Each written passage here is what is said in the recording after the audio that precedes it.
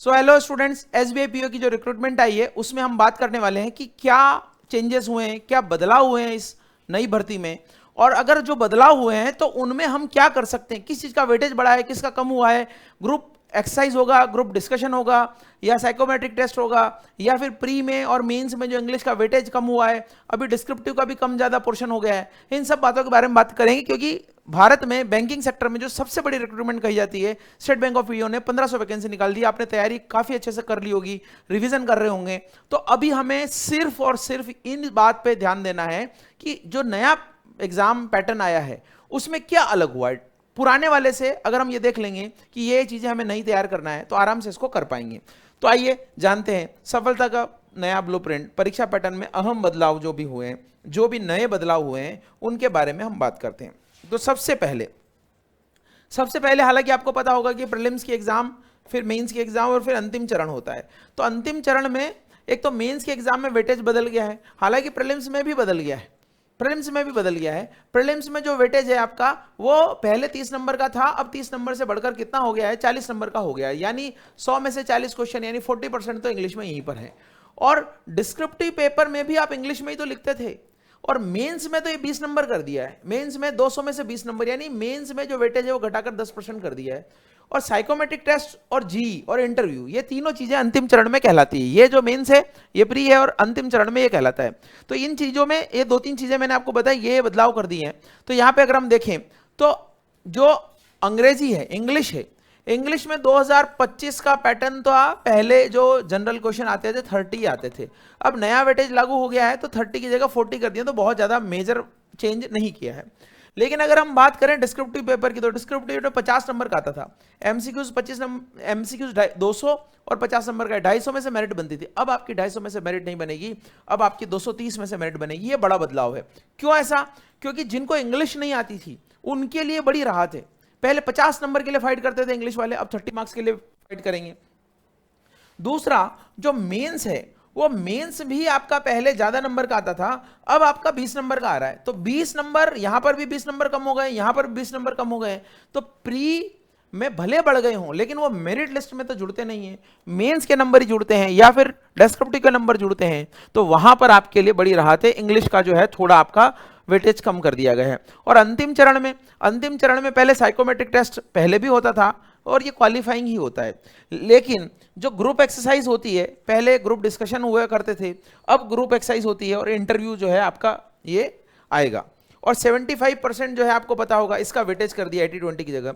तो 25% आपका इसका वेटेज है और 75% आपका मेंस एग्जाम का वेटेज रहेगा। ये दोनों का वेटेज दिया है, ठीक है भाई।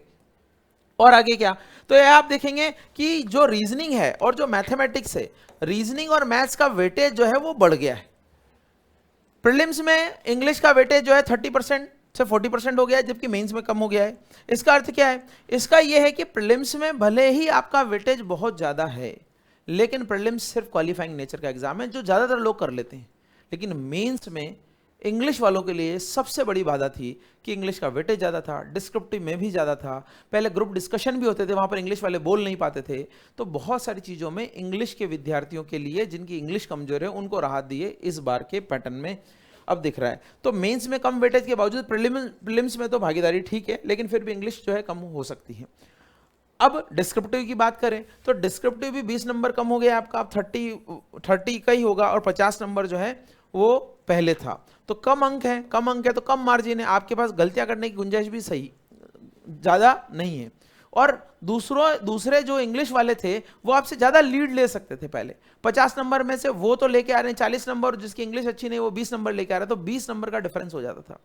अब अगर आप भी 15-17 नंबर ले आओगे और जो बड़ा अच्छा है इंग्लिश में वो 22-23-25 नंबर तक चला जाएगा, तो उसके बीच में आपका जो गैपिंग है वो 8-10 नंबर से ज्यादा नहीं हो सकता है डिस्क्रिप्टिव में। तो ये फर्क आ गया है आपका। तो और साइकोमेट्रिक टेस्ट की बात करें तो ये मेंस का फाइनल लेवल है। और ये जो साइकोमेट्रिक टेस्ट होता है ये कोई वैसा टेस्ट नहीं होता है कि इसके नंबर जो आपके जुड़ते जाते हैं, ये सिर्फ और सिर्फ आपका जनरल टेस्ट है जिसमें आपको पास होना है, फेल होना है। और इसका इसलिए यूज किया जाता है कि जब आप इंटरव्यू देने जाओगे तो साइकोमेट्रिक टेस्ट में जो मॉरलिटी के क्वेश्चंस, जो थॉट प्रोसेस के क्वेश्चन है, किसी पर्टिकुलर सिचुएशन में आप क्या रिएक्ट करेंगे, जो क्वेश्चन है उससे वो आपकी पर्सनैलिटी को मैच करते हैं।